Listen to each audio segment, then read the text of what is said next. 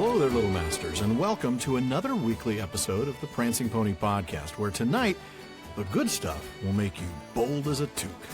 West to Hall, my friends. I'm Sean Marchese, the real-life Lord of the Mark, and I'm here with the man of the West, the lazy lob to my crazy cob, both of which are just insulting to anybody, Alan Sisto. Well, apparently not as insulting as Attercop or Tom Noddy, though. Yeah. Folks, tonight we wrap up Chapter 8 of The Hobbit, Flies and Spiders, and we'll get a brief glimpse of what the future has in store in the Elvenking's halls. And I hope this won't be a surprise to anyone. This is the third of 3 episodes on this chapter. Oh, yeah. That shouldn't be a surprise to anybody. I hope not. I hope not. If you haven't, for some reason, listened to the last 2 episodes, 69 and 70 yet, go do that. Yeah. Please. Otherwise, well, you probably already read the book anyway, so you're not going to be lost or anything, but you will miss out on a lot of cool stuff. Oh, yeah, definitely. And today's discussion is really going to build on what we covered in the last 2.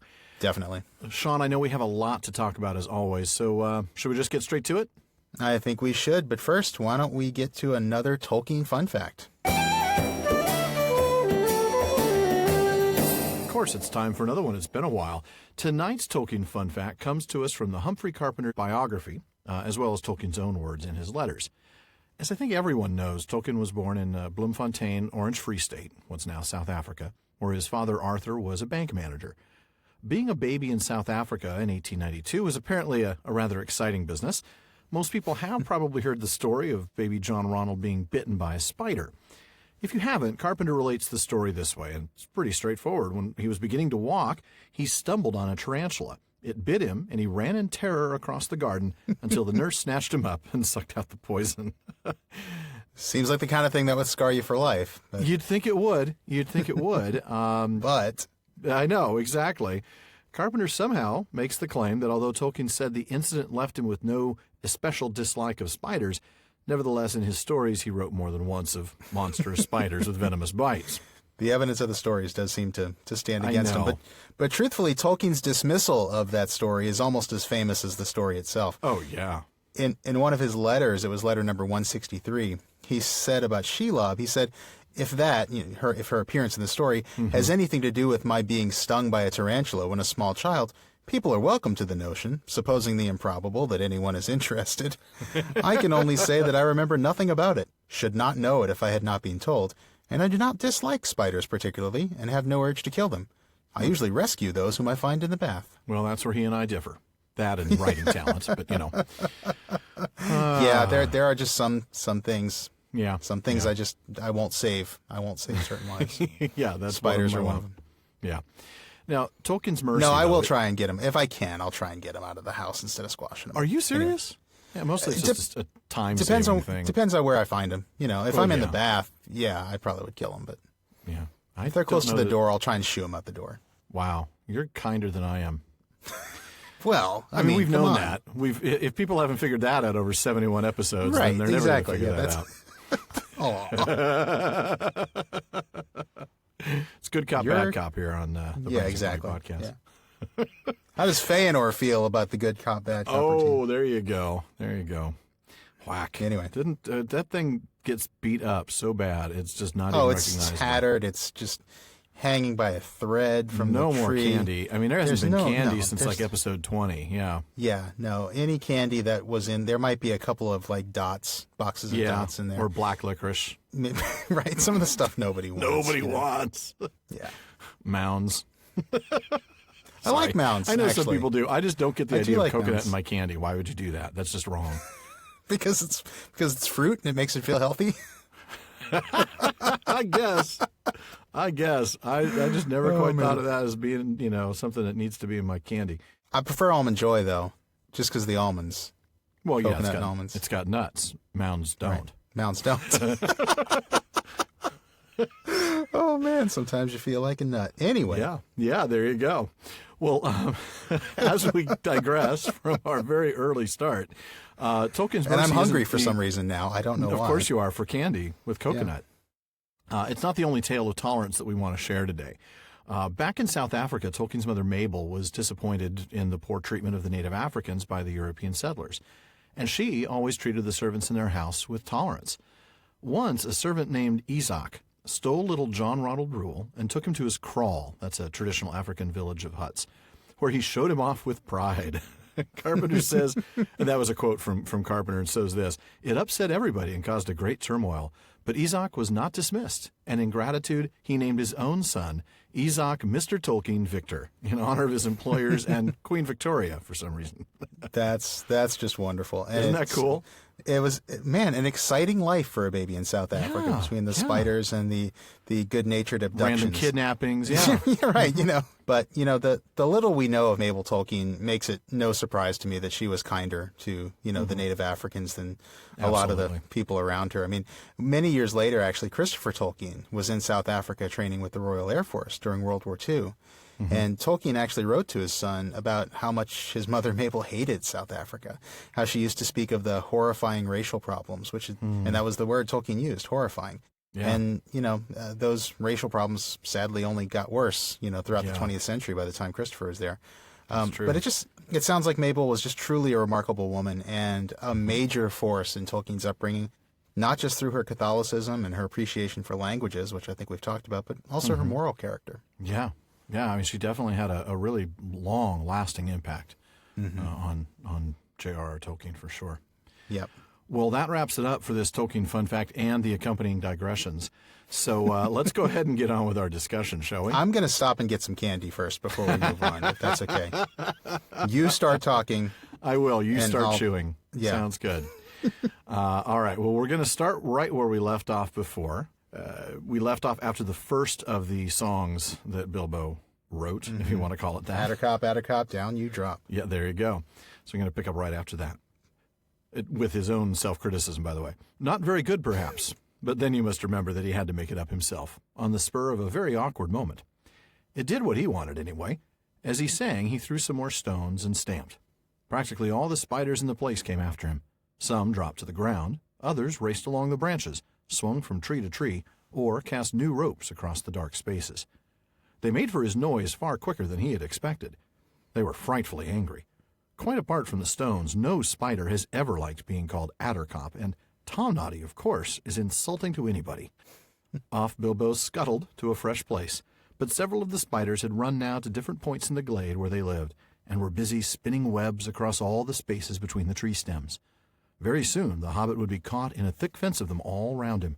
That at least was the spider's idea. Standing now in the middle of the hunting and spinning insects, Bilbo plucked up his courage and began a new song. Lazy Lob and Crazy Cob are weaving webs to wind me. I am far more sweet than other meat, but still they cannot find me. Here am I, naughty little fly, you are fat and lazy. You cannot trap me, though you try, in your cobwebs crazy.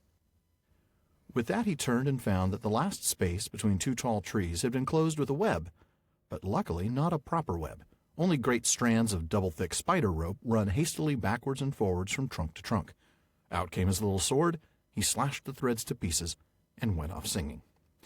A little longer than I normally want to start with, but there was no way to cut that. That's good stuff. You can't cut that. You can't cut that song, and you can't cut the book ending of of narrative that's around. You really, it's so central to what's going on here. I mean, not only do you get the Tom Noddy's insulting to anybody, which is just I think we talked about that last time a little bit about why that's the case. Just sort of a word for a foolish person. Yeah, exactly. Tomfoolery and all that. Yeah, right.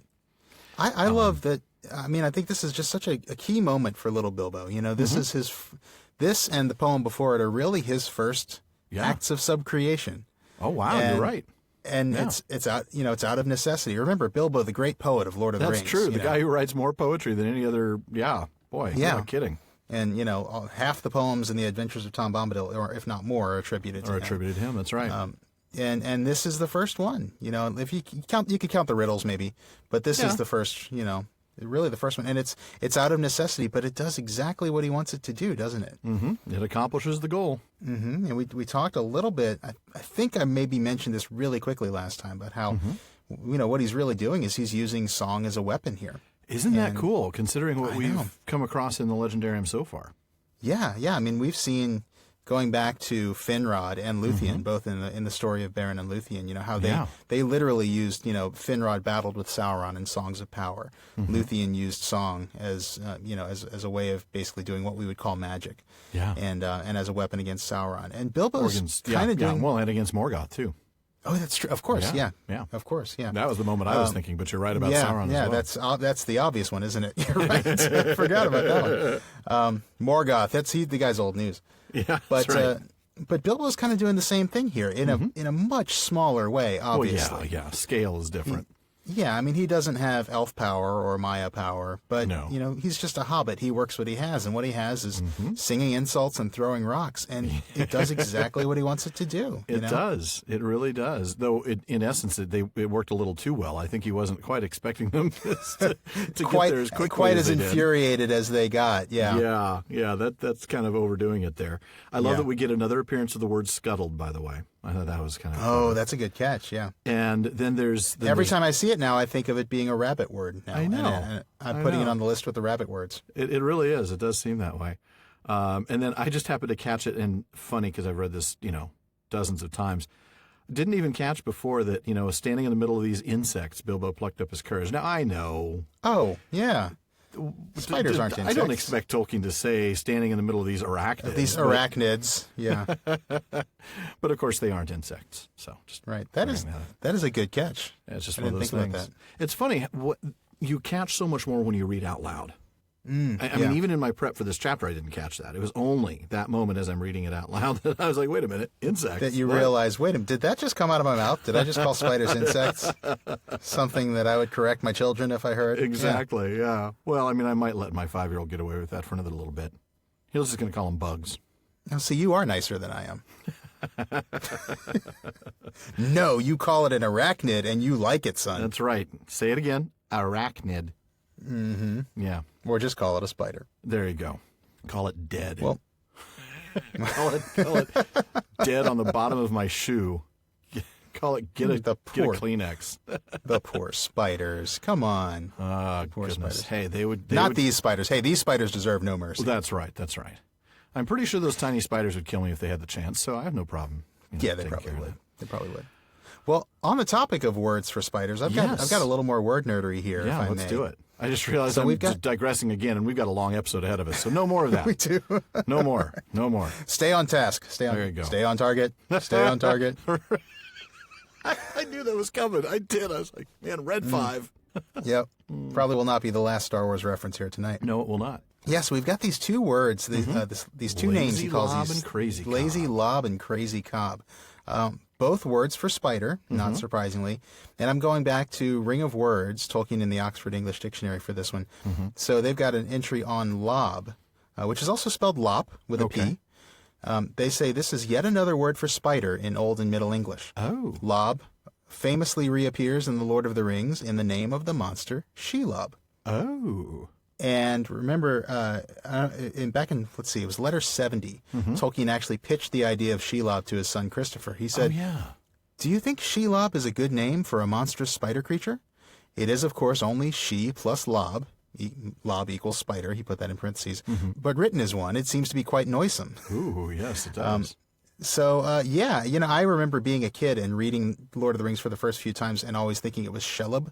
Oh, yeah. But as you get older, you read more, you understand where it came from. And right. Yeah, it is Shelob. And that's what it comes from. Lob just means spider. It just means she spider. Wow. An interesting note on this word lob actually seems to survive in the modern English word lobster. Oh. Which was originally those creatures were called locusts, locusta. Okay. But the C changed to a B at some point in the Middle Ages, probably because somebody found a similarity between lobsters and lobs or spiders. Kind of like a sea spider, right? Yeah. Yeah. With all the little arms and So that's lob. Explains Cobb, probably why I want to crunch them up too. And dip them in butter. I was going to say, because I would eat. Yeah. I would eat the sea spiders. Yes, no doubt. Delicious, delicious lobsters. Cobb we talked about a little bit last time. Right. That's the same word as coppa, right? As in addercop, right? Which meant spider, and it's just even coppa on its own. Even though addercop means spider, coppa on its own also means spider. Oh, okay. And I think I mentioned last time that word survives in cobweb, spider web. Cobb. Mm-hmm. Yep. Well, one last etymological note here, because I'm not going to let you have all of them. And then I promise we're done with this and we'll move on. That's fair. Crazy or crazed didn't originally mean kind of our current sense of, mentally ill or kind of not all there. But it meant shattered or cracked or broken into pieces. I mean, you can see right, how we got that meaning, right? But Sure, it yeah, meant yeah. that, but with a connotation to the way like glass or pottery glaze would look when it's broken, all randomly yeah. shattered. That original right. sense is almost entirely gone in our modern language, but it survives in a couple of things. There was one, you actually helped me find this one. It's called crazy paving, which is something Yeah, they talk about in like archaeological digs that they find, in old, ancient Rome, I old believe ruins. they started that. Yeah, And then something I've heard called crazy quilting. So, most people, though, don't make that connection, and they just think crazy is the same way we mean the word today. And yeah. You think crazy quilting, it's like, oh, it's because it's all over the place. It's Right. Crazy like a crazy person. right, Yeah, it's unpredictable or, not rational. yeah. Now, Right. I'm not sure what meaning Bilbo intends here when he says crazy cob. I mean, certainly the modern sense fits well enough. But when he says your cobweb's crazy, it seems like he's using that original sense, that they have this irregular, random, haphazard pattern. Yeah, Now, if yeah, that's that's a the good point. case, it seems like he's using maybe two different meanings of the same word, which is pretty cool Yeah, and very Tolkien-esque. yeah. Really subtle kind of little subtle bit of wordplay there. Yeah, Yeah. that's pretty definitely. cool. I like that. Yeah. Good catch. stuff. Good stuff. So he does escape, cuts the double thick spider rope and gets away. I notice he's kind of he leaves and then he doubles back. I don't Yes. think we didn't read that part yet. No, you're But right. he draws him off, comes Mm-hmm. back, and then he finds another spider there, Yes. which is I think that's in the section that I'm going to read. It is. So It is. Let's go. maybe I ahead. should read that, and then we could talk about Sounds what this good. other spider was doing there. He had precious little time, he knew, before the spiders were disgusted and came back to their trees where the dwarves were hung. In the meanwhile, he had to rescue them. The worst part of the job was getting up onto the long branch where the bundles were dangling. I don't suppose he would have managed it if a spider had not luckily left the rope hanging down. With its help, though it stuck to his hand and hurt him, he scrambled up, only to meet an old, slow, wicked, fat-bodied spider who had remained behind to guard the prisoners, and had been busy pinching them to see which was the juiciest to eat. It had thought of starting the feast while the others were away, but Mr. Baggins was in a hurry, and before the spider knew what was happening, it felt his sting and rolled off the branch dead. Bilbo's next job was to loose a dwarf. What was he to do? If he cut the string which hung him up, the wretched dwarf would tumble thump to the ground a good way below. Wriggling along the branch, which made all the poor dwarfs dance and dangle like ripe fruit, he reached the first bundle. Well, there's an image. The dwarves just bouncing, tied up in spider webs, and yeah. I know it's one of many things in this chapter that sort of diminishes the horror of what's actually happening here with just sort of the silly imagery. Yeah. We'll get this imagery in a moment of like their noses stuck Yeah, out of the yeah. webs, and it's kind of silly, it's kind of cute, it's kind of childish. Yeah, it really is. Which or counters childlike, that maybe is the intensity of the spiders. We talked about last Right, time how he exactly. really didn't cut any corners with the spiders, made them as terrifying as possible. Exactly. Yeah. But I like a couple of things about this climbing up. Yeah. He's climbing up this spider web that's hanging down, and it's sticking to his hand. It's hurting him. But man, he just keeps going, and there's just kind of a tough guy moment to this.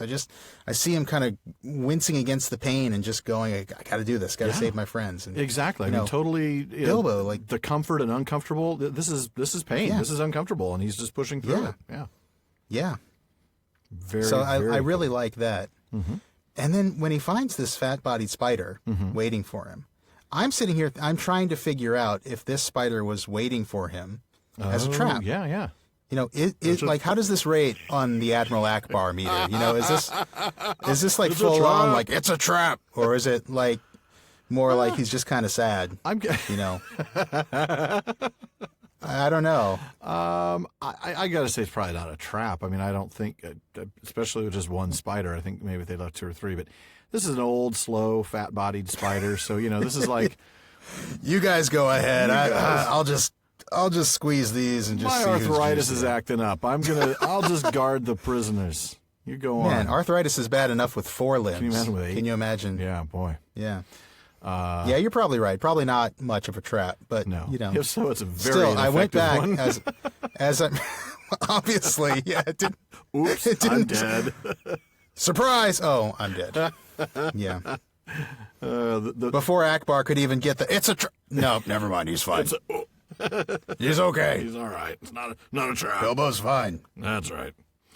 But Oh man, good stuff. But and just one more thing. Again, sure. I'm really paying attention to these uses of the term, the name Mr. Baggins. Yes, isn't that interesting? We see that a lot now. Instead of Bilbo, we're seeing Mr. Baggins. Yeah, we're seeing at the most and so often it happens. Moments. Yeah, exactly. I know. Yeah, I mean here he's like swinging his sword. He's he's like a swashbuckler at this point. But here he is. He's called Mr. Baggins. I can't help thinking Tolkien is being a little bit ironic here. I think you probably are right. He's just reminding us of the vast change that's occurred. Yeah, in where he came from and how far he's come. Yeah. All right, we're not going to read that next little bit, but I do love, here's more of that humorous stuff you talked about, the fact that he thinks it's most likely Feely because the nose is poking out of the thread. Yeah. Ah, good stuff. It's great. So, he does get Feely out, and in fact, Bilbo even does Poor laugh. Feely. He laughed at the sight of him jerking his stiff arms and legs as he danced on the spider string under his armpits. Just like one of those funny toys bobbing on a wire. Yeah, right, yeah. I didn't even mark that for like reading, but I couldn't resist. Yeah. It's like a puppet on a string. It's kind of erratic, jerky motion. Yeah, it's pretty funny. And poor Feely, he suffers a great indignity for a dwarf. That's true. Having his beard cut off. I mean, that's got to be demeaning for a dwarf. That explains the 5 o'clock shadow in the movies. Was that him? No. That was you're right. That was Keely. Or was that Keely? I can't remember. Feely had a short beard, but okay. It wasn't like the others. Feely had the short beard and the braids. Yeah, Feely had like and Keely was the 5 o'clock shadow one. Yeah. Keely was the handsome one with the 5 o'clock shadow. Well, I wouldn't call him handsome. Well, for a dwarf, I mean, I suppose. Yeah. If you're Tauriel. Ladies and gentlemen, Sean Marchese, the Tauriel to my, I don't know, certainly not Keely. I was going to say Thranduil. Get out of here. Probably the Tauriel to your Legolas, because when I talk like that, you want to put an arrow through me. I do. I just absolutely want to just shoot you right there. No. Okay, maybe just through your leg. Yeah, just take an arrow to the knee. Oh, the Skyrim reference for the Skyrim win, and you beat me to it by a quarter of a second. I was about to say that. I used to be a great podcast host. Then I took an arrow to the knee. Then I took an arrow to the knee. Oh, that is brilliant. Absolutely brilliant. Thank you for that. I didn't think we'd ever get a Skyrim reference in. I'm glad I was there with it. I'm glad you were too. And poor Feely was there. Poor Feely, and, he actually was much better off than the others, but he was pretty miserable. I mean, he's, the spider poison. He'd been hanging around all night.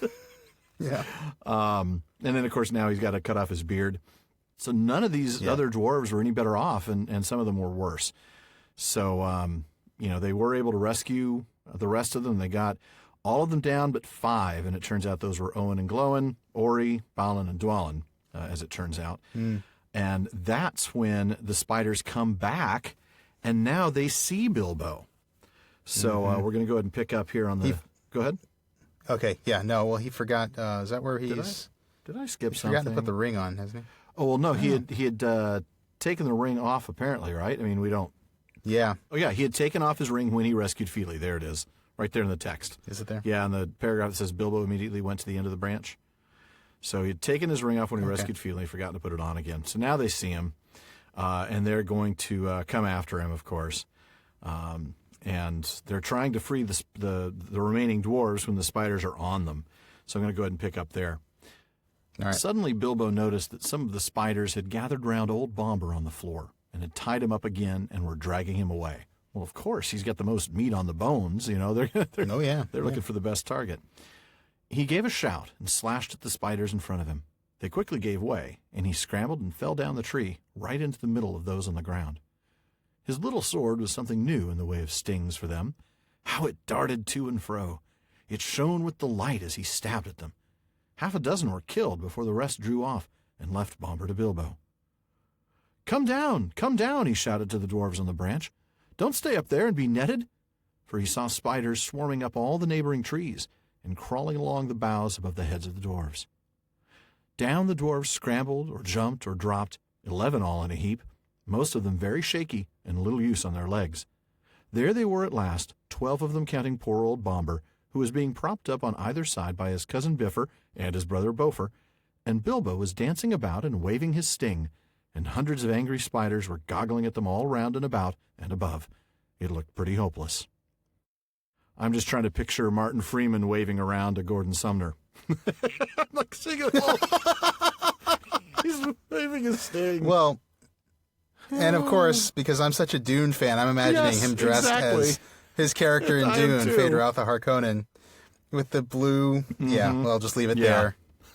Just Google it. I won't say it. But yeah. Yeah. Oh man, that is hilarious. I'm really starting to realize how much of a liability Bombur is on this. Bombur's a serious liability. They would have been better off just leaving him at home. Really? I mean, you got to wonder, like, does Thorin owe his family money? I mean, does he owe him money? That's good stuff. Yeah. Like, oh, okay, you can come on my treasure hunt. Fine. But, just don't get in the way. Just try not to get killed. I mean, he is a challenge. I mean, yeah. But we love him. We do. We all love him. And we don't like it when Thorin fat shames him, that's for sure. Or Gandalf, for that matter. My goodness. But he is a bit of a liability. I mean, yeah. So the spiders are after him. And I love this phrase, though, here about how it darted to and fro. Bilbo's really on it here, isn't he? Oh, He is just... Yeah. There's a hero moment here. You can see it. Well, it's totally a hero moment, because as we see in the passage right after the one I read, that some of the dwarves had knives, the rest had sticks, and all of them could get rocks. That's true. Yeah. I mean, these are... Bilbo's the only one who really had a weapon. Yeah. I mean, that's true. true. Thorin would have one, but he's not with them, and Gandalf has the other one, and he's gone. So, yeah. It is interesting that, here they are off to go, slay a dragon and get his treasure, and there's only a couple of swords, and those are the ones they found in the troll hoard. Well, that underscores, the fundamental fallacy of this whole, this whole total adventure. Lack of preparation. Like, total lack of foresight. Right. It's like, yeah. They set off to go get their treasure back from the dragon with no plan for how to deal with the dragon. No plan at all. Bilbo, and there are a few places in the book where there are a few places in the book where they talk about it, but where Tolkien says explicitly, like, they still had not figured out what to do about the dragon. But this dragon they didn't have any weapons. Yeah, I mean, they didn't bring Turin Turambar with his big black sword. Heroes in this part of the world are scarce. That's true. Yeah, as Gandalf said. Exactly. Right? Or not to be found at all, as I recall. Yeah. So there's no Turin, which is probably okay. But you really are seeing just the power shift in the party here. And that's sort of the theme of this chapter and the next one, is just how much Bilbo becomes the leader of the party and the one that they're relying on all the time. And it's interesting because we see it here first in the absence of Thorin and Gandalf. And in the next chapter, we see it even in the presence of Thorin. That's true. He really is the leader. Thorin really starts to recognize his authority. Yeah. At that point. That's next episode, but or actually, I think it's more like the one after that. But probably. Yeah. So it's, but it is interesting here. We see that in a big way, especially coming up here in a little bit when he tells them the secret, and we'll get to that in a little bit, but not yet. Yep. So only 4 of these guys could stand up. Interestingly. I don't know where that is. There we go. Yeah, only 4 of the dwarves were able to stand firmly. And, we've got dozens, if not hundreds, of spiders. Really, this is the end. It really does lock pretty hopeless. This is bleak. That's right this on. Is really, abandon your posts. Flee. Flee. Flee for your lives. And then Gandalf comes along and hits you with a white stick. And hits you with a white staff. So, and the spiders are already starting to weave their webs around and start they're to getting boxed in. Yeah. Exactly. This is a real problem. So Bilbo is going to save the day, but he has to come clean with them. Yeah, he really does. He has to tell them. Look, I'm going to disappear. I'm out of here. Yeah. I know we're skipping. Yep. We're not reading a lot because there's going to be a lot of discussion when we get towards the end of the chapter, folks. So please forgive us if we're moving a little quickly. But he's got to put on the ring. Trying to hit on the big, really descriptive passages. Exactly. And, I mean, there's so much action in this chapter. Ton of action. Yeah. Folks have read it. Folks know what's going on. Yeah. So. We want to get to the spot where there's lots of stuff that's deeper and more analytical. So we're kind of flying through this, but he knows that the only way he's going to do anything is about the ring. So he's going to tell them, look, I'm going to go in the opposite direction. I'm going to draw off the spiders. You go over that other direction. And what are you talking about? What are you talking about? And then, boom, he's gone. which is awesome. Yeah.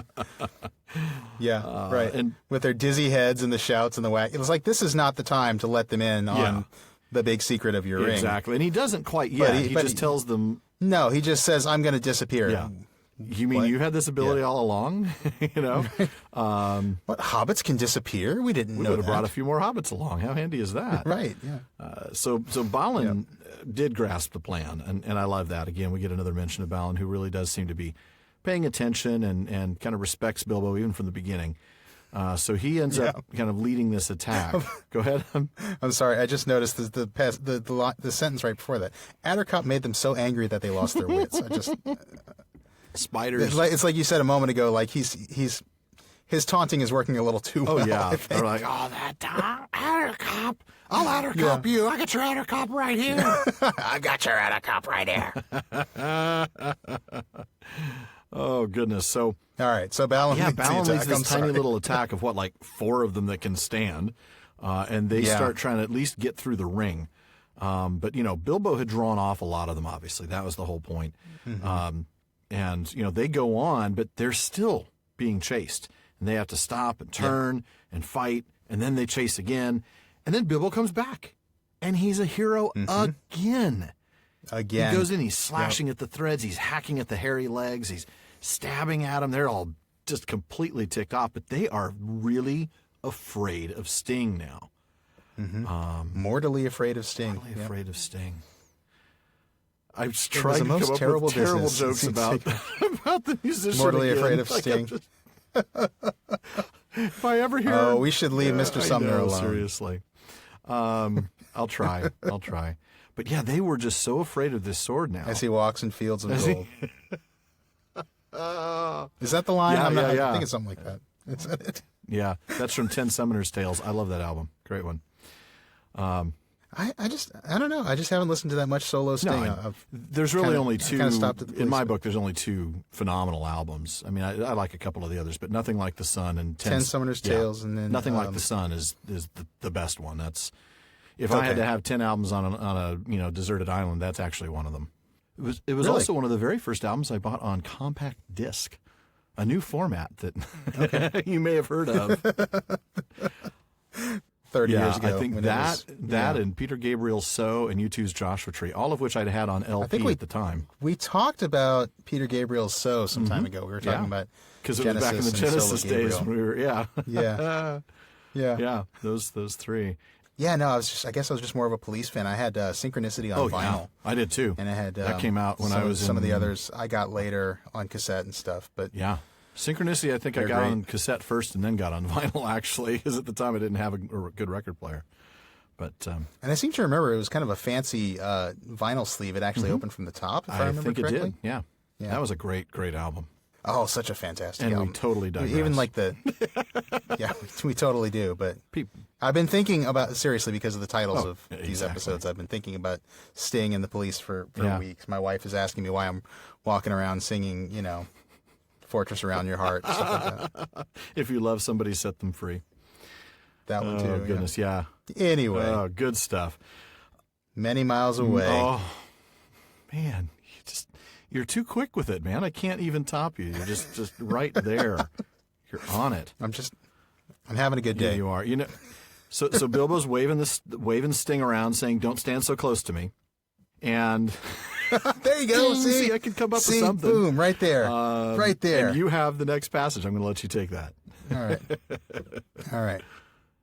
But at last, just when Bilbo felt that he could not lift his hand for a single stroke more, the spiders suddenly gave it up and followed them no more, but went back disappointed to their dark colony.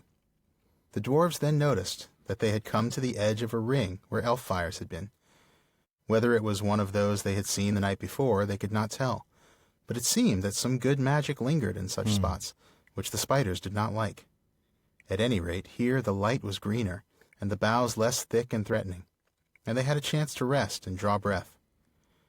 There they lay for some time, puffing and panting, but very soon they began to ask questions.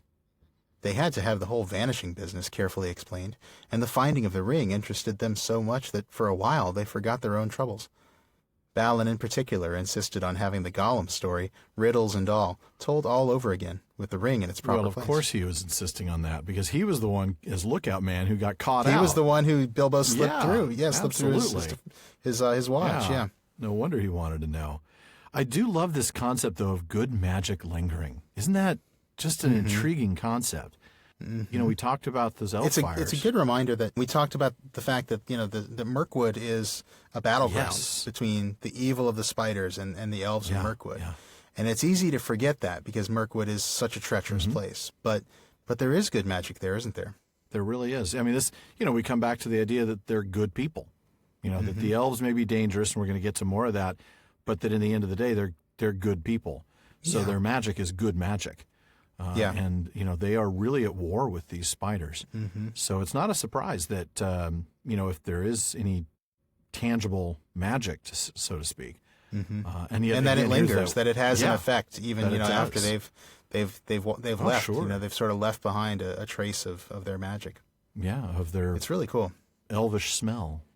They've left some of it just smells clean. That's what it does. There you go. But so this time Bilbo tells... Go ahead. The whole story of the ring, doesn't he? Yeah, he does. He tells the whole story all over again with the ring in its proper place. And Balin... That has to be a load off. I mean, it just has to feel... Oh, yeah. Goodness. Yeah. Thought I was losing my touch. So I'm going to go ahead and read the rest of that paragraph because there's some very interesting things here about the dwarves and their opinion of Mr. Baggins. But after a time, the light began to fail, and then other questions were asked. Where were they? And where was their path? And where was there any food? And what were they going to do next?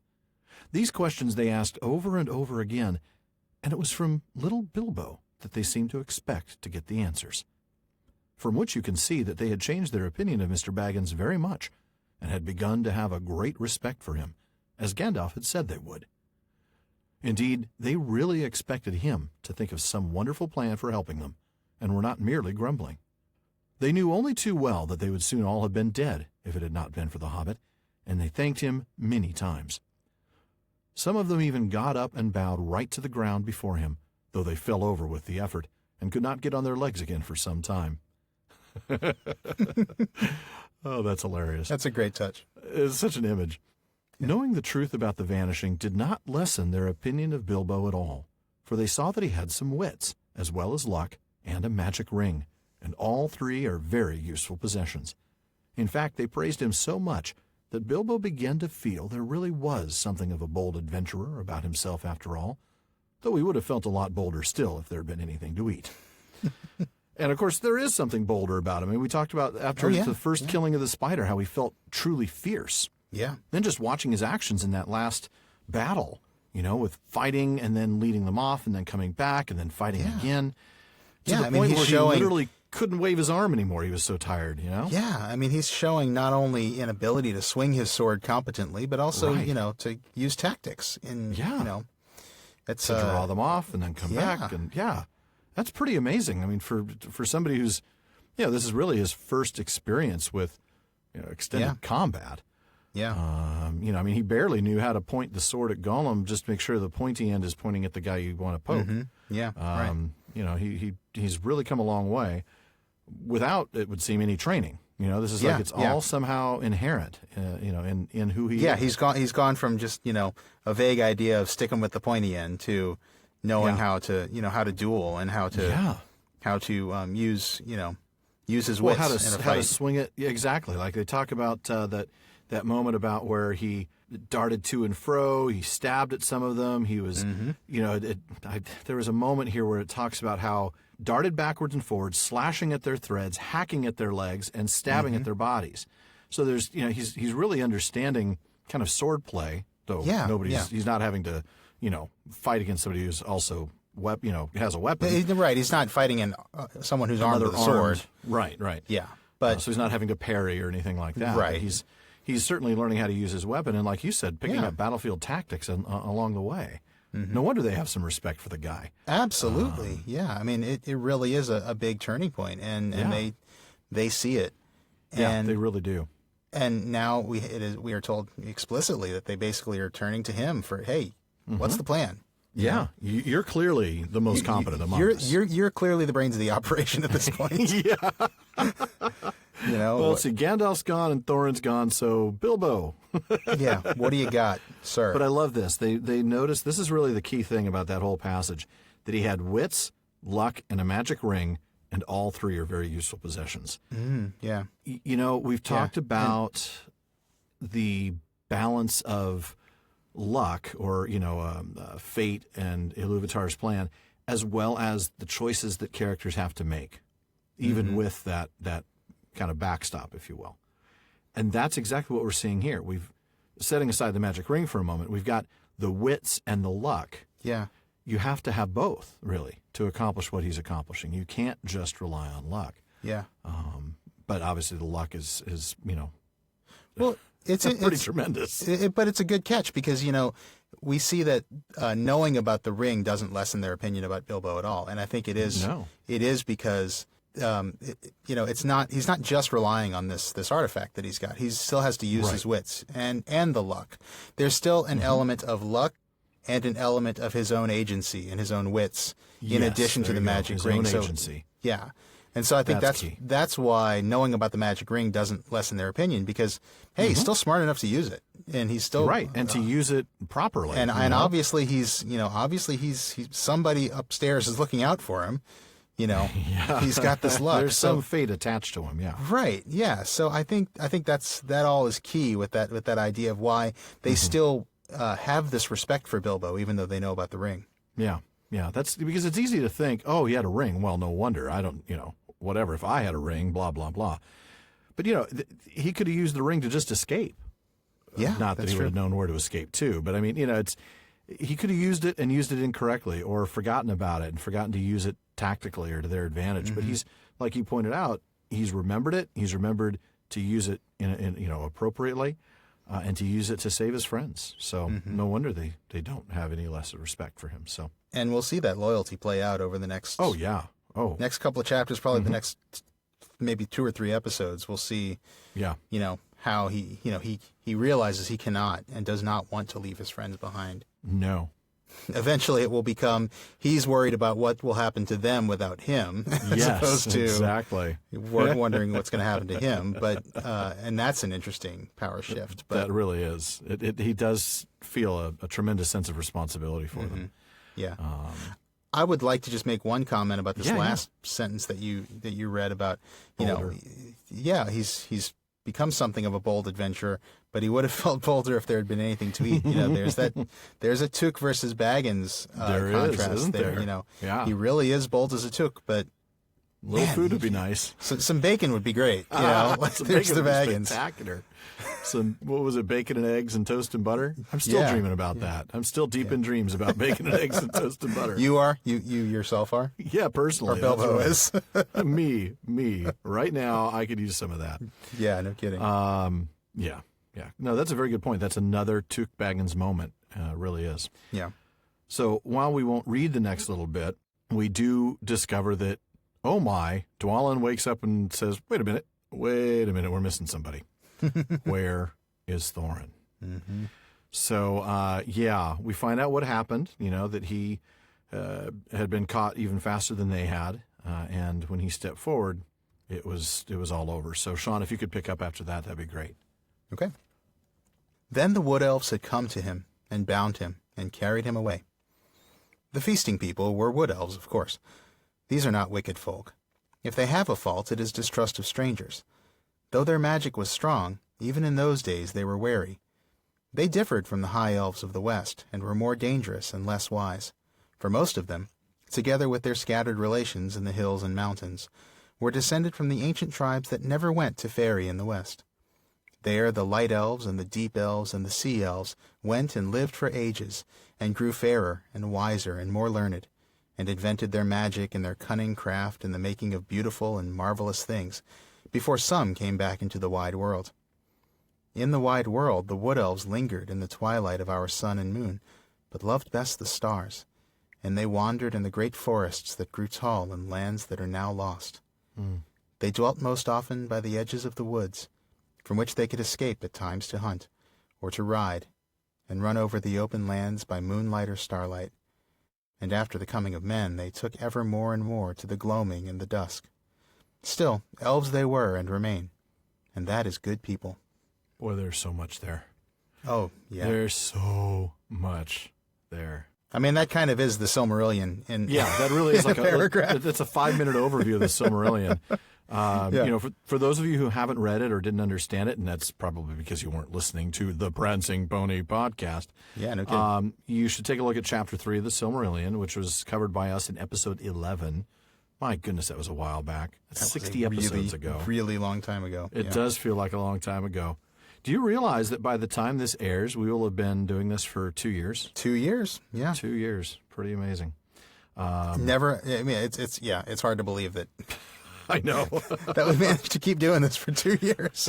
And we've still got, several books to go. At least. I don't even want to think how many years that is, but I think it's like 5 or 6. Yeah. But, when the elves were born, when the Quendi were born, they were summoned by the Valar to come live in Valinor in the west. I'm just going to kind of summarize this as quickly as I can, or as briefly.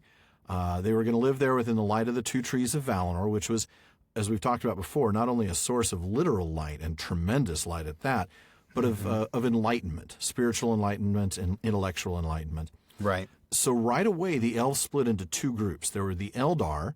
Those were those who at least began the journey, who agreed to come to Valinor, even if they didn't end up making it. And the Avari, or the unwilling. Those were the ones who refused the summons. That's right. And the Avari are the true dark elves. They were never enlightened. They never wanted to be. Mm-hmm. They just were like, they heard the summons. They said, nope, I'm good right here. None of that. You guys go. I don't want any part of it. And we know some of them, probably became orcs and things like that. Not all of them. I'm sure it wasn't all of them. But yeah, they just sort of fell off the map at that point. They did.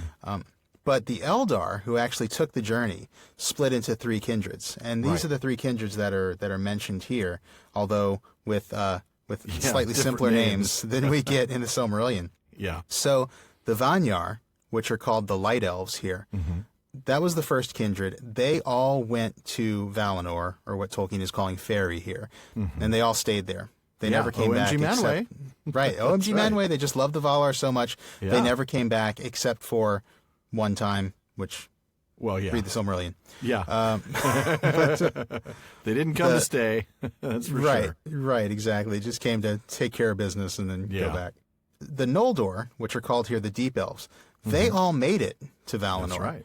And many of them actually came back for reasons that we really don't have time to go into right now. Feanor. Something about the Silmarils and a guy named Feanor. Yeah.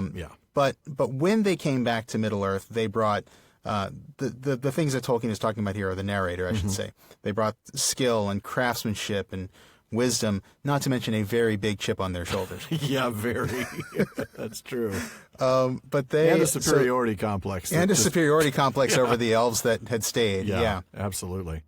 So the Noldor are the ones over men and over dwarves. Right, yeah, and pretty much everybody. Well, yeah, I mean, think about it. What did they call the men, right? The sickly. Yeah, the sickly, the short-lived or whatever. And the dwarves are the stunted people. The dwarves are just the stunted people, exactly, yeah.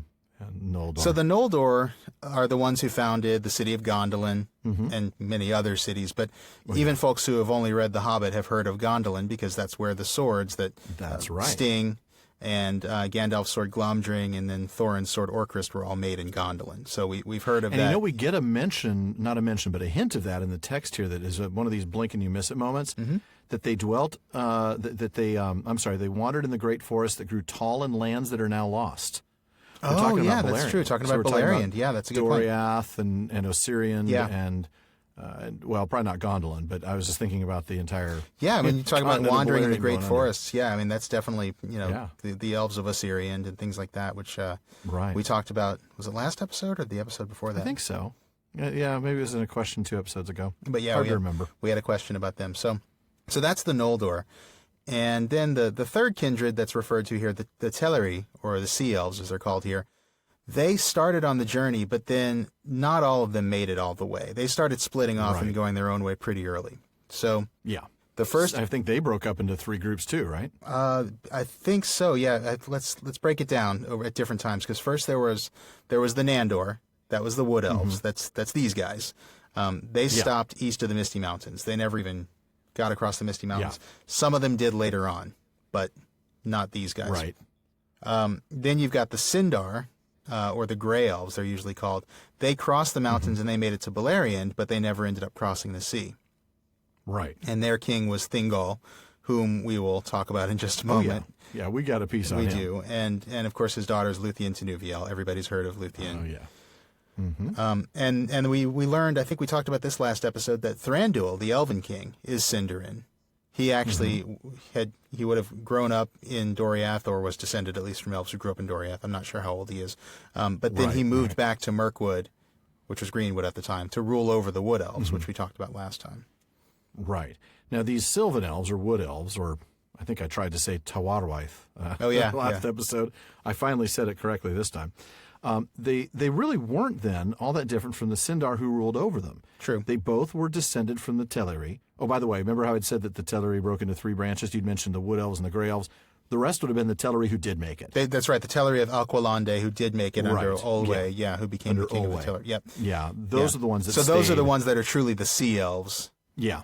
Those are the ones who they're the only ones that kept the name Teleri. Right. And they stayed. They didn't even do what the Vanyar did. When they came back, they just brought some ships and didn't touch the shores. They never came back to Middle-earth. Yeah, that's right. Anyway, I digress. But so, all of these came from the Teleri. But these two, the Sylvan Elves and the Sindarin Elves, they really aren't that different. They're both from the Teleri. They're both Eldar. And they both failed to make it to Valinor in the end. So really, there's not as, we'll get to more of why that is important, but the fact is that's all that is to explain just what the text means here when it says the Wood Elves. The Wood Elves lingered, but they were still elves. Yeah, they're still elves and they're still Eldar. They're not even the Avari. Right. So elves they were and remain, and that is good people. So that at least makes these elves better than the least enlightened elves in Middle Earth. Yeah. That's true. Yeah. And there's a lot more to it than that. For folks who haven't read the Silmarillion, there's a lot of distinction there that's worth noting. The Silmarillion really draws a difference between what they call the Calaquendi, the light elves, the elves who made it to Valinor and actually saw the light of the two trees. The trees, right. Which we talked about a little while ago. And the Moraquendi, which were the elves who did not. And so the Wood Elves, the Nandor, or these elves, the Mirkwood elves and their kindred, even though they started as Eldar because they took the journey, they end up being grouped with the Moraquendi because they never did make it to Valinor. They never did see the light of the trees. And so because of that, they are sort of considered, well, not sort of, they are considered dark elves, quote unquote. Yeah. And we will see, I think it's in Unfinished Tales where Tolkien says there's not much of a difference between them and the Avari. No. And that includes Thranduil. That includes the Sindarin Elves, not just the Sylvan Elves. Yeah. The Sindarin Elves did have the advantage, those who were in Doriath, of being ruled by a Calaquendi, because Thingol was the only one who ever did. Right, he'd made the trip when he was one of the three original ambassadors. And, of course, they were also living with, under the reign of Melian, their queen, who was a Maya. So that's pretty amazing. But the fact is that and she was so beautiful elves, that he was willing to stay in Middle-earth with her as opposed to going back and seeing those trees, which is pretty amazing. But, the elves themselves, the Wood Elves, the Sindarin Elves never saw the trees, and neither did the Sylvan Elves. So they're all dark in that sense. Now, I know we said that we would summarize that in 5 minutes. I think we lied. We tried, but we lied. But can you... really, for folks who are just picking up this podcast with The Hobbit and haven't read the Silmarillion, really go back and read the Silmarillion. There's a ton of good stuff there. Our first season of this podcast. You can do that after we're done with The Hobbit if you want. Really, I don't think it's that big a deal. Yeah. But you'll really get, it'll retroactively give you some enlightenment, Yeah, definitely. Especially for this chapter. Yeah, and the next. And our whole first season of this podcast covered the Silmarillion, and I think we did a pretty good job of breaking it down. I think we did. I mean, like Corey Olson said, we probably what do we tell him? We did like 50 episodes, and he goes, "Yeah, that's." And he said we may have rushed it. But good stuff though. But there's a ton of stuff there, and really is. I have to say, I just can't imagine going back, and I can't remember what it was like to read this before I read the Silmarillion. I know. And knowing what all this means, because I've now when you read come the across the Silmarillion. light elves and deep elves and sea elves and fairy and You're like, oh yeah, I know exactly who he's talking Yeah. about. I can't remember how I felt the first time I read it before I knew who probably they just a were. little mystified. I think I vaguely remember reading this when I was little and just thinking, oh wow, there's more elves. Okay, huh? that's neat. There's more elves. right. Yeah, there's. But it was one of these things where you just kind of Maybe they skipped just kind of feel like broken references, textual ruins, as Michael Drought calls them. textual ruins. I love that. Even though that there was actually something there, but Yeah. I don't know. I've Nothing seen, he ever thought would some get published at that point. I mean, I know he wanted Yeah, it to. that's but, true. That's true. I mean, I've heard people who read Tolkien in the 60s and 70s just talk about how cool it was to read these texts, to read The Hobbit and Lord of the Rings without the Silmarillion or History Middle-earth or Unfinished Tales. there's a little bit can't of jealousy. imagine I what wish, that would be like. to read it multiple times to become as intimately familiar with it. Because by the time I read The Lord of the Rings for the 15th time and felt super comfortable and super familiar with it, I'd already read the Silmarillion. You'd read the Silmarillion. Right. You probably started on History Middle-earth, read Unfinished Tales. Yeah, certainly read Unfinished Tales. I don't think I'd picked up history for some time, but it's one of those things where the entire Legendarium became embedded in my consciousness as one entity. As one thing, as opposed to... It's all Yeah, I know what you assimilation mean. stage. Right. Yeah, and, that's true. And that's fine. That's great. It's got some advantages, but it also has some disadvantages because you don't get to read this quite the way it would have read when it was published in 1937. Yeah. I wonder if we now struggle more with some of the true enigmas. Like things like Beorn. Oh and yeah, Tom because we Bombadil. want answers. Because so many answers. Because have we been want given. answers. Yeah. We're so used to, if you dig deep enough, you can find an answer about, A lot of things. elves, That's true. Or yeah. Glorfindel, or Yes. elvish marriage, Right. things like that. Oh, man. If you know where to look and you dig deep enough, you can find a lot. Yeah. Except for there's a couple of things that there's just nothing, and Tom Bombadil, it is frustrating. Beorn. There are a few things. yeah, But that's the thing with Tolkien. You just really do have to come to embrace mystery. He loved having that kind of thing there because it lent you do. Yeah, it lent that mythological feel to it, didn't it? I mean, you can't know everything, and I've come to appreciate that. he wanted that idea of that Exactly. textual ruin. He wanted there to be Exactly. some. I've come to reference. love that. The cats of Queen Beruthiel. There's nothing there.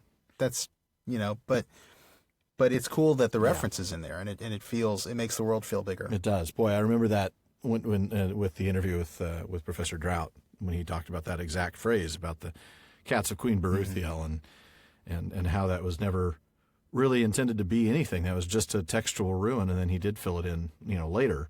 But yeah. Well, so now we've gotten the elves introduced, and now we're about to introduce the king. The Elf King. They talk a little bit about the location, and I'll finish up the end of that paragraph and read the next one. The king's cave was his palace, and the strong place of his treasure, and the fortress of his people against their enemies. It was also the dungeon of his prisoners. So to the cave they dragged Thorin, not too gently, for they did not love dwarves and thought he was an enemy. In ancient days they had had wars with some of the dwarves, whom they accused of stealing their treasure. It is only fair to say that the dwarves gave a different account, and said that they only took what was their due, for the elf king had bargained with them to shape his raw gold and silver, and had afterwards refused to give them their pay. If the elf king had a weakness, it was for treasure, especially for silver and white gems, and though his hoard was rich, he was ever eager for more, since he had not yet as great a treasure as other elf lords of old. His people neither mined, nor worked metals or jewels, nor did they bother much with trade, or with tilling the earth. What exactly did they do? I'm sorry. I know, right? Yeah, I know. It's like you don't grow food, you don't do smith seriously, work, you're not you growing don't food, trade. you're not trading, you're not working with metals or jewels or mining. They hunt. We know they hunt. They hunt. They hunt and they party. And they harp. Yeah. Okay. All this was well You say they known- harp? They harp, yeah. Right. So all this was well known to every dwarf, though Thorin's family had had nothing to do with the old quarrel I have spoken of. Consequently, Thorin was angry at their treatment of him when they took their spell off him and he came to his senses. And also he was determined that no word of gold or jewels should be dragged out of him. He clearly knows who he's dealing with, that He this is an does. elf king who loves gold and jewels. Yeah. Yeah. I love the description of the cave that we didn't we didn't read, but there's a great description of it because it sounds so much like Menegroth, doesn't it? I mean, clearly it does. This is inspired by Menegroth. Yeah, definitely. I mean, in fact, the Legendarium really inspires a lot of this, even if it wasn't originally set in Middle-earth in Tolkien's mind in the solo stage, if we want to call it that. Right. The Thingol Thranduil stuff that we're going to talk about soon was one big inspiration from his Legendarium. We've talked before about the Arkenstone, right? Yeah, being sort of inspired by a Silmaril, but not a Silmaril. Yeah, right, exactly. Some really great stuff from Rateliff on that. But boy, this is really revealing.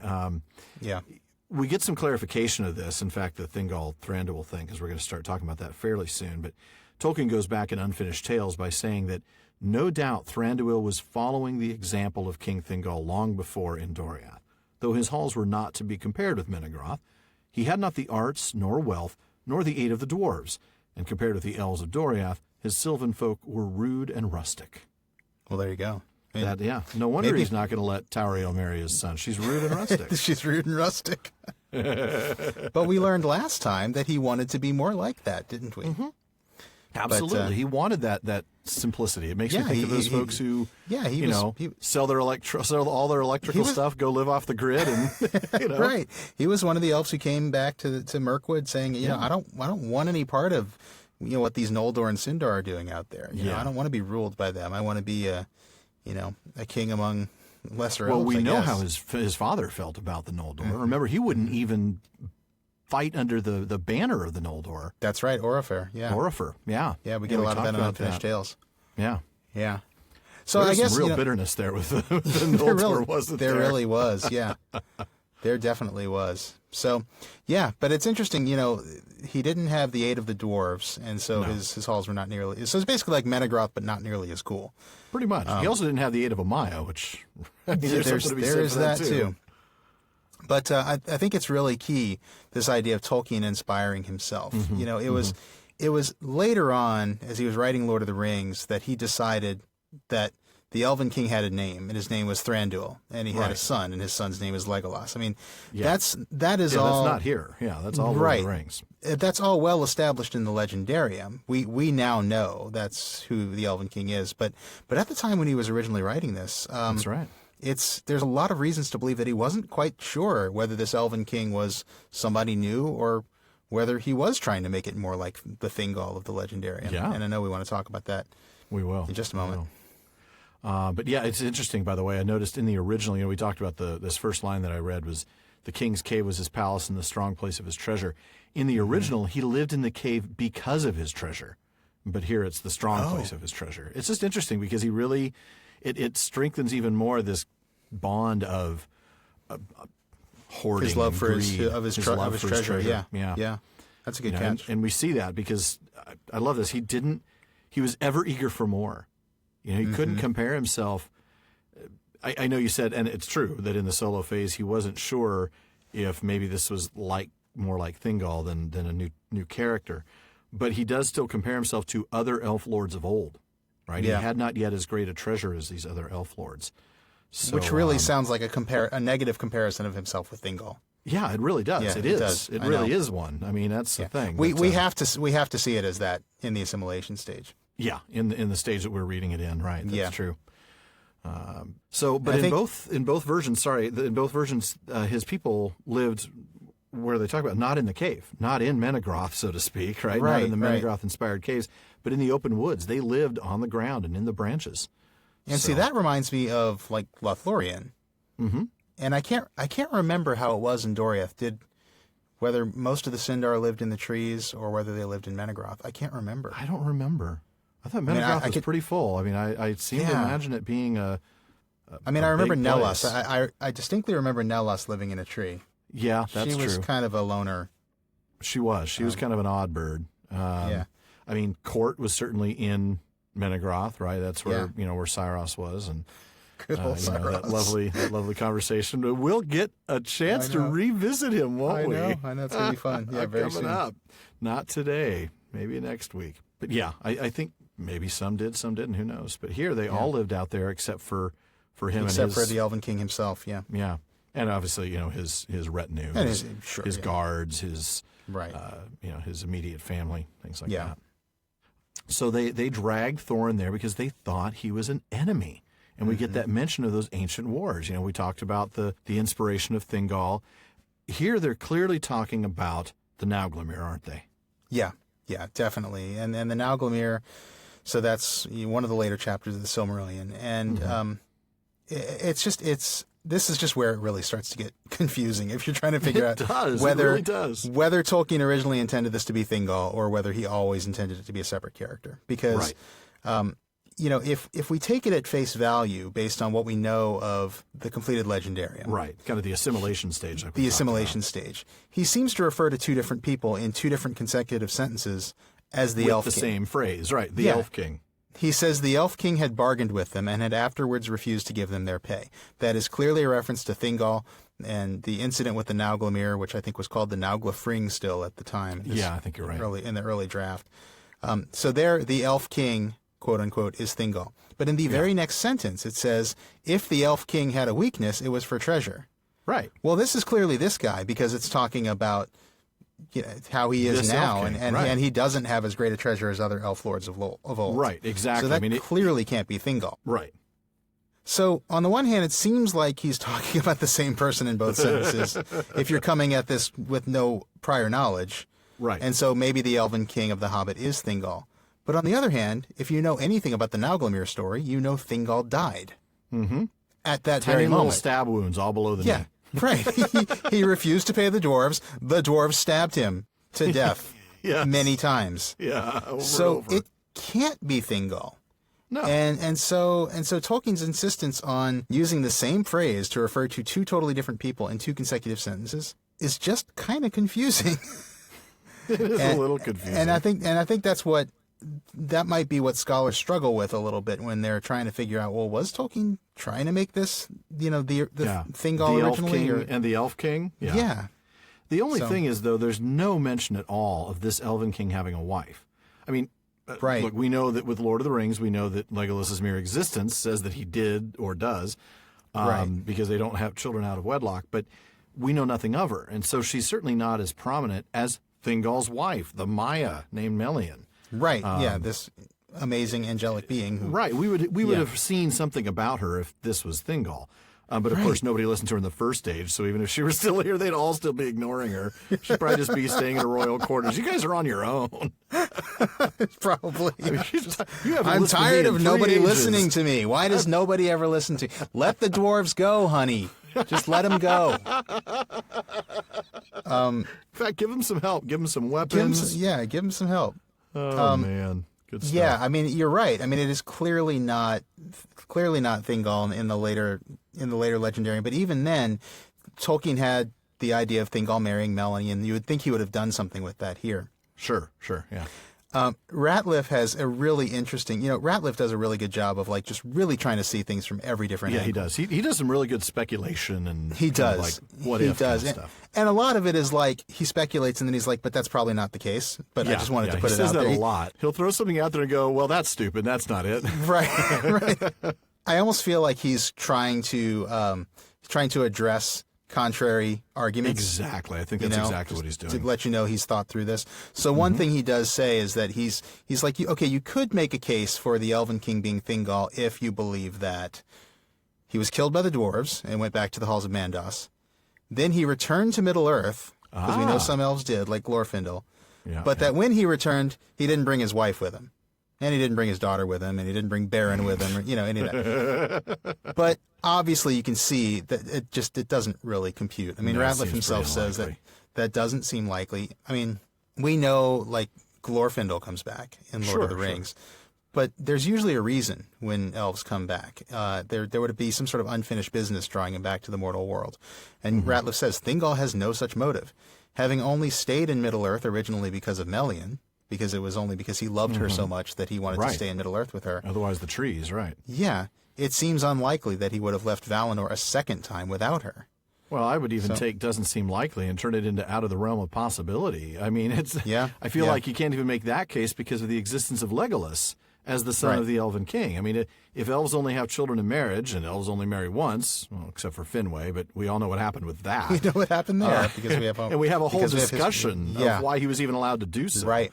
Yeah. So I can't see this being the remotest of possibilities, unless Rateliff is saying that the Elven King here in The Hobbit could be Thingol reincarnated, but that the Elven King is a different character altogether. Like, I don't think he's going No, there. that I doesn't think make any sense. I think he's just trying to look at it just at the point in time when Tolkien's writing The Hobbit. You know, Oh, just like, in the solo stage, not the assimilation what Corey stage. Olsen calls the solo stage. I think he's, in the 1930s, before Legolas, before the idea of Thranduil came out, Before giving him a name, right. before giving him a name, there was a slight possibility that the Elven King might have been meant to be Thingol, or even Thingol reincarnated, as you said. Sure. I think that's what Rateliff is saying is possible, but not really that likely. Remotely possible, yeah. I get you. Right. But it's not likely because, again, Thingol loved Melian so much that he denied himself the sight of the two trees to stay with her. Which anybody he had who's read the seen. Silmarillion knows how significant that is. That's very significant. And so it just doesn't I think is just really not Does likely not at all. compute, So no. yeah. So definitely, I mean, again, this is all like at the time of writing. We do know, and I want to make it very clear to everybody listening, that once Tolkien wrote Lord of the Rings, what we call the assimilation stage, he established without a doubt that the Elven King was a different character, Thranduil, father of Legolas. And so that's where we get this idea of him being sort of inspired by, but distinct from Thingol. It's an interesting paradox. Inspired by, but distinct from. That's a good way to put it. He resembles, but is legally distinct from Thingol. Any resemblance, any similarities between Thingol and between Thranduil and Thingol are purely coincidental. I would say that Ratliff's final position seems to kind of be summed up in this paragraph that he gives us. In the end, it seems clear that when he wrote The Hobbit, Tolkien drew on the old story, which was after all unpublished and likely to remain so, changing it as he did so to make the material more suited to his new purpose. But he left his options open as to whether the Elven King was a new character or an old familiar character appearing in a new story, slightly altered to fit his new surroundings. In time, he decided the Elven King was indeed a new character and gave him a name and sketchy history of his own. But this decision postdated the publication of The Hobbit probably by more than a decade, and he never went back and rewrote the key passage in The Hobbit to distinguish what was now the analog from the original. So to this day, we are left with two contradictory accounts of which Elven King was responsible for provoking the Elf-Dwarf War, the one in the Silmarillion tradition and the other within The Hobbit. There you go. So it is a little bit of a paradox, but clearly, based on the assimilation stage, it is two different guys, two different Elven guys. Yeah. Absolutely. So let's touch real briefly before we finish this up on the Elf King's weakness. I love that his weakness is for treasure. Mm-hmm. His weakness is for... Well, he's greedy, isn't he? Yeah, he really is, yeah. He wants his bank account to be greater than, or at least as great as these other elf lords as the elf of lords of old. Yeah, there's kind of an interesting, like, I don't know. There's a weird ambition to that. He's trying to live up to this. He wants to get on that Forbes list of the most wealthy elf kings of all time. Yeah. I don't know. He's got Bill Gates and Jeff Bezos are ahead of him, so he's trying to figure out how to get there. Well, the elf versions of, Well, right. It would be like, Bill Gador and, I don't know. Bill Gador. Jeff, I don't know. Jeff Aborn. Yeah. Jeff Adriel. Bezosamir. Good stuff. I'm sorry. I'm really actually very, very bad stuff. That is terrible stuff. Yeah, terrible, don't encourage terrible that. Stuff. Don't. That's awful. Yeah, don't do it again. I will fire you. That does not deserve any kind of. We should probably let you read some more to save us from that. We should. Why don't we? I'm going to go ahead and close this out with the interrogation, and we're going to talk about this. There's not a lot to talk about, but what's there is really brilliant. So brilliant. It's so great. This is kind of jealous of you getting this passage. I know. Well, that's why I took it. Okay. The king looked sternly on Thorin when he was brought before him and asked him many questions, but Thorin would only say that he was starving. "Why did you and your folk 3 times try to attack my people at their merrymaking?" asked the king. "We did not attack them," answered Thorin. "We came to beg because we were starving." "Where are your friends now? And what are they doing? I don't know, but I expect starving in the forest. I know, it's impossible not to laugh. You can't not laugh. It's great. What were you doing in the forest?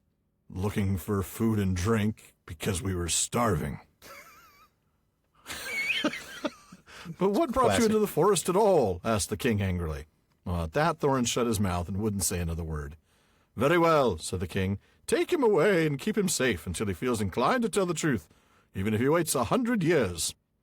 I had to make the Elvenking sound a little, I don't know. Of course, yeah, absolutely. Something. Yeah. Then the elves put thongs on. I'm sorry. I swore okay, I wasn't are you going to laugh on that. The elves put thongs. I know. I'm glad you said it because I was going to say something about it. Because that just is hilarious. But Yeah. they put thongs on him and shut him in one of the inmost caves with strong wooden doors and left him, which you would do too if Thorin was wearing a thong. Absolutely. They gave him food and drink, plenty of both, if not very fine. For Wood-elves were not goblins and were reasonably well behaved, even to their worst enemies when they captured them. The giant spiders were the only living things that they had no mercy upon. Did he just end that with a preposition? He did. He yeah. did. He did. Okay, so we'll touch on that, the end first. Let's just be real clear.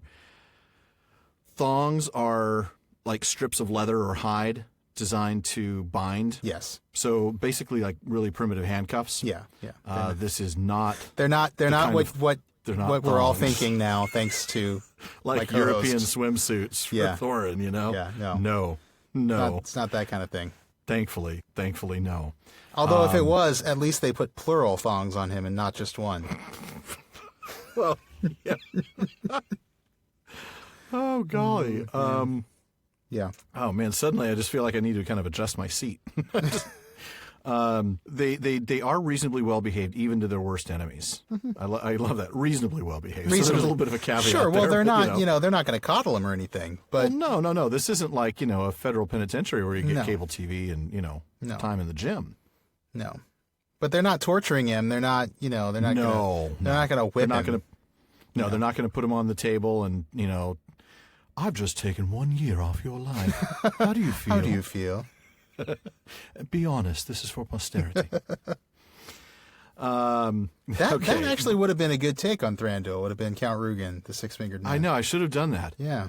Why did you and your folk 3 times try to attack my people at their merrymaking? I shall do that. Be honest. Be honest. This is for posterity. Boy, that would have been an awesome take. I literally had not even thought of it until I got like Me either. 2 words away from his line, and I'm like, oh, I got to come up with a voice for him. I want to make him sound kind of haughty and a little annoying. Oh, you there we definitely go. accomplished that. But Yeah, as soon as you He's as soon as you made obnoxious. the Princess Bride reference, I was like, oh man, Rugen. I know that would have been much better. Actually, Count Rugen. Humperdinck would have been even better. So, which I think you were kind of more Humperdinck with your original one. So Yes, stick yeah, a with little that. bit. Yes, that sort of. yeah. Why did you and your folk 3 times try to? Anyway. I've got my wedding to plan, my bride to kill, Florin to frame for it, or Gilda to frame for it. Yes. I'm booked up. But I have to say the highlight of this passage is not the thongs. It's not the fact that the Wood-elves treat their prisoners well. It is Thorin's amazingly dry sense of humor and great. sarcasm. It is so great. This is really It is one of the best things awesome. in the book. Yeah. In the whole book. I mean, Yeah, it seriously, really is. this is Yeah. hilarious. We were talking about this before, and we are right on the same page. This is This is so funny. fantastic stuff. I mean, he's just a one-trick pony, but, because we were starving. What are they doing? Starving? What are we doing? Well, looking for food I because guess we were starving. It's hilarious. And Yeah. it makes me think back all the way to chapter 1 and I think the early part of chapter 2 with the note to Bilbo. But mostly chapter 1 where Thorin was just kind of over the top, and we chalked it up at the time to sort of this kind of haughty and self-important nature that Thorin clearly has to begin with, but that we hinted that there might be a little bit of a touch of sarcasm. A little bit of sarcasm there, yeah. I think we see here Thorin is well capable. He definitely has a Really sarcastic. biting He has a very sarcasm. sarcastic streak. Yeah. He really does, and it shows brilliantly here. This is one of the funniest moments in the book. Yeah. It And is. of course, I the know. king doesn't seem to get it, does he? No, it just gets him angrier and angrier. I mean, Yeah. he's not used to being. Yeah, you're right. He's not used because to being first it was mouthed off to. sternly, Yeah. and then at the end it's Towards asked the end, king he's angrily. angrily. Yeah. Boy, So- that is funny. And so he puts him in kind of like, contempt of court, because he's not sentenced to a particular time. It's just until he talks. Until you talk, yeah. But man, that is just funny stuff. It's great. I love it.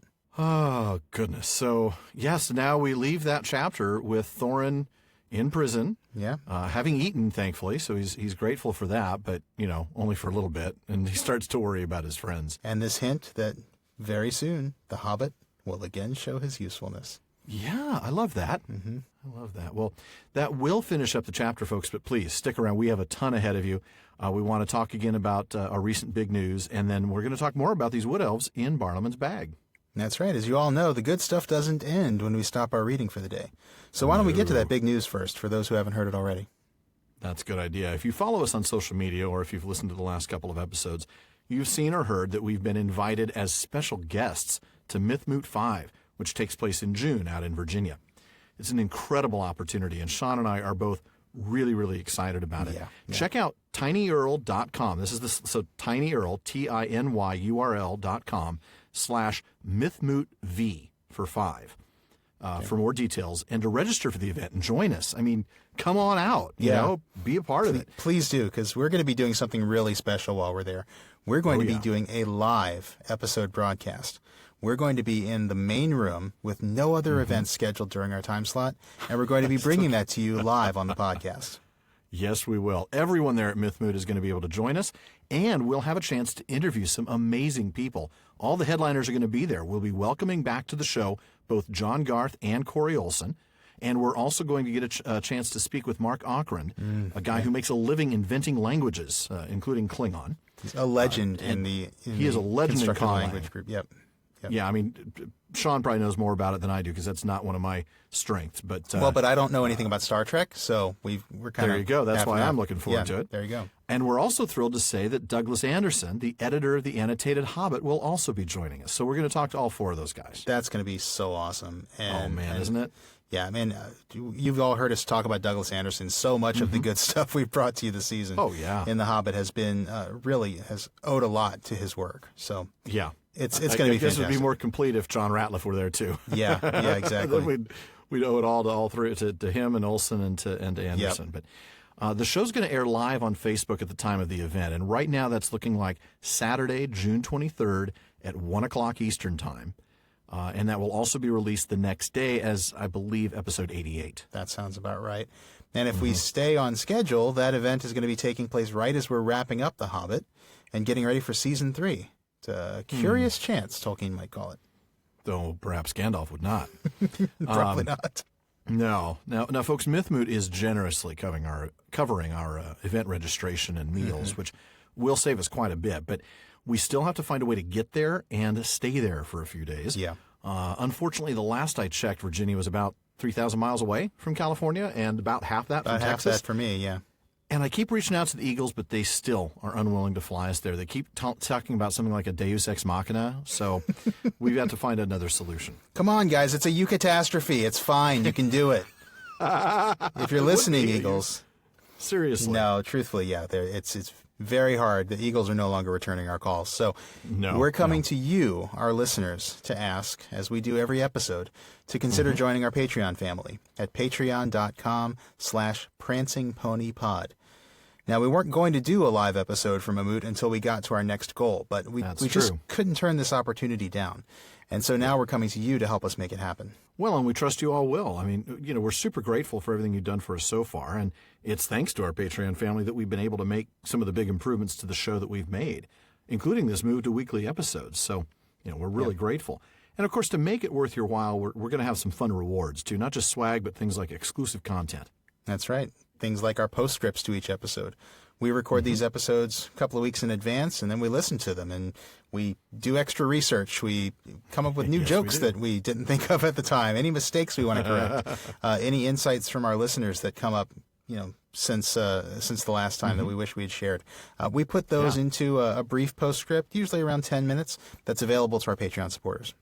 Yeah, absolutely. And we'll try not to do any more "your beard is so long" jokes. Those were I was listening to that the other day. I was disheartened. Were you? I thought some of those were fun. They were funny. I'm sorry. I'm teasing. But Felt like two of them were good. I think two of the 20 or 30, however many we had. That's not a bad hit ratio, really. No, it's really not for us. No. But folks, that postscript that we do, that usually releases the same day as the episode it follows. So you can listen to the episode and then immediately jump on your Patreon feed. And it is an RSS feed, so you can throw it right onto your podcast app, just like you would with any other feed.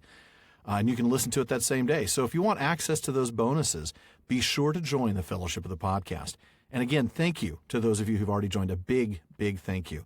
You really are helping to make this show better. Yep. And we want to give our very special episode shout-outs to our patrons at the Kierdance contribution tier, D. May in Alaska and James in Virginia. Folks, if you want a personalized shout-out on the episodes, well, now you know where to go. Yeah, and while we truly do appreciate your support, please don't feel obligated by any means. We really would love to have you in the Fellowship of the Podcast, but only if you can afford it and only if you think we've earned it. We know some of you can't or are choosing to support us in other ways, and that's fantastic. We're super grateful for all of that. So, even if you can't join us on Patreon, please keep enjoying the podcast, keep sharing us, keep telling your friends. We'll keep making it. It will always be free. We appreciate all the support you give us. Absolutely, and we certainly will keep making it. So, Sean, what do we have waiting for us in Barliman's bag today? Well, Alan, Barliman isn't always timely with the mail, is he? No, he's not. Today, one thing pushes out another. One thing pushes out another, they say. Today, he has an excuse. A little over a year ago, when we were still talking about the Silmarillion, we received a question about the Mirkwood elves that we've actually been saving for this chapter. We thought it would fit in really nicely in this so chapter. So blow the dust off this one, huh? Yeah, and maybe we didn't have to wait this long, but here we are. We did, so... We did. Here we go. So first of all, a year ago, Dean B. from Hamilton, Massachusetts wrote to us and asked, I'd love it if you could share your thoughts about a phrase Tolkien uses about the Wood-elves of Mirkwood that's kind of confused me for years. They differed from the High Elves of the West and were more dangerous and less wise. Of course, we read that in tonight's chapter. Mm-hmm. Specifically, Dean asks, how are they more dangerous? I mean, didn't the High Elves have better weaponry, training, and experience when it came to things that would be considered dangerous? It's an excellent question, Dean, and I think it's worth a little clarification. You are absolutely correct that the High Elves, or the Noldor, do have better weaponry and better experience. But although you don't ask anything about the part of the sentence that says they're less wise, I think that is really the key to the meaning here, isn't it, Alan? Yeah, I think so. More dangerous is really explained by less wise. In other words, it's not a question of their technology, it's a question of their mentality.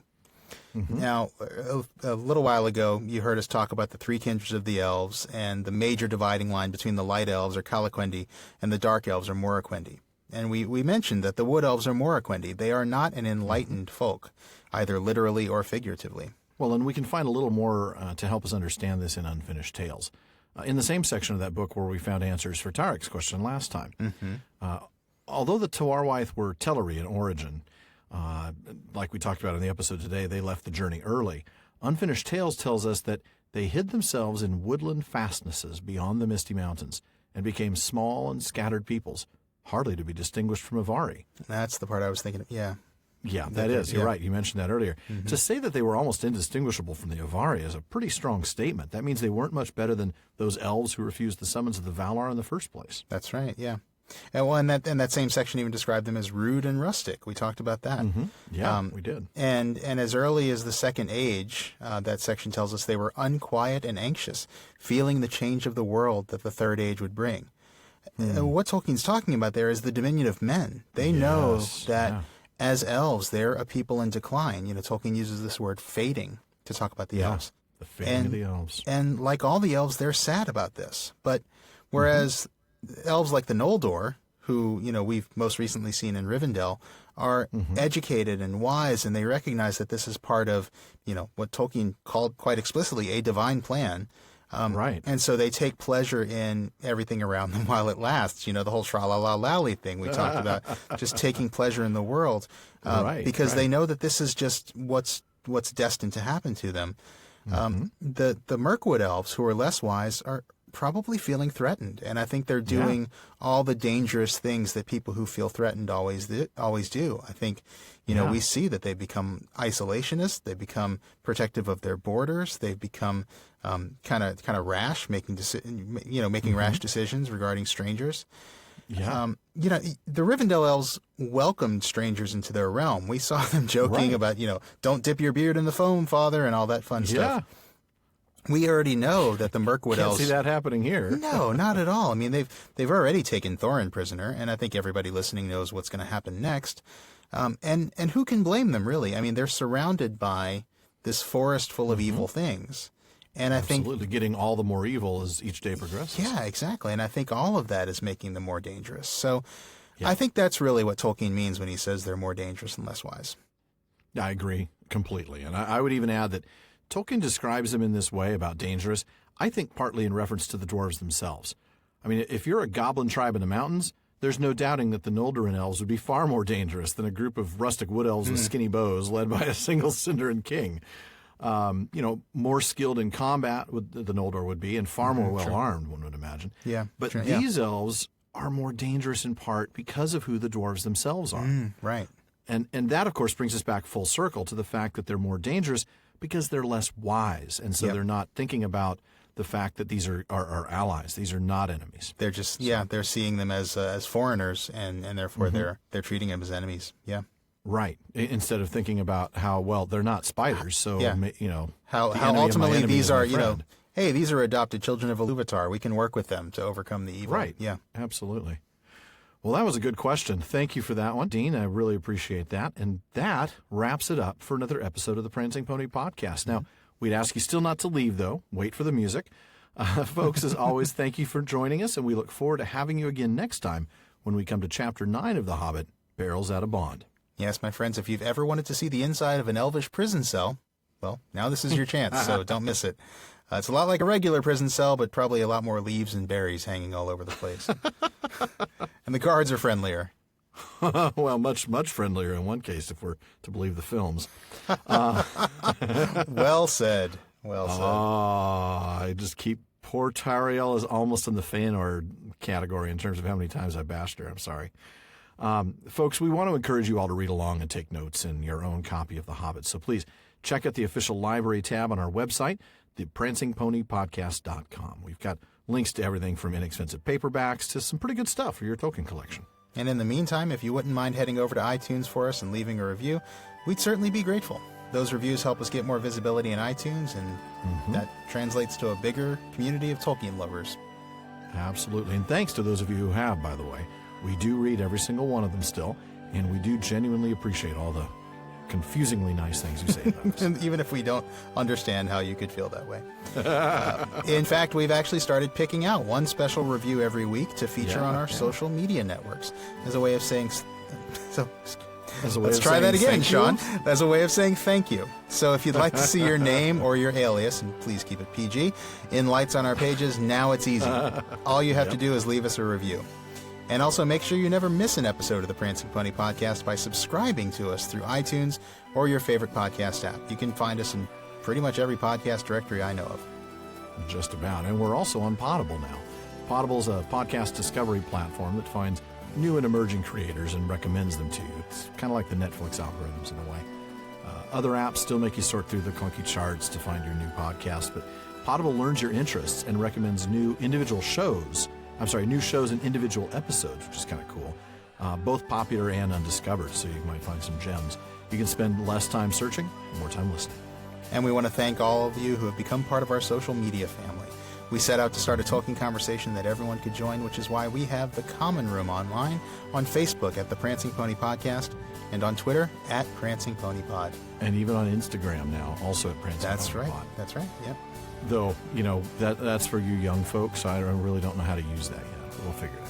We use far too many words and not enough pictures for Instagram, but we're learning. We are learning. One last thing as always, though. Please don't forget to send your questions, comments, or better alibi suggestions for Thorin Oakenshield to Barlaman at theprancingponypodcast.com. That's our new email address starting this season, so be sure to take note. Barlaman at theprancingponypodcast.com. And we'll try to get those into our next episode. Well, an hour 35 or so, still far too short a time to spend amongst such excellent and admirable listeners. But until next time. Farewell, friends.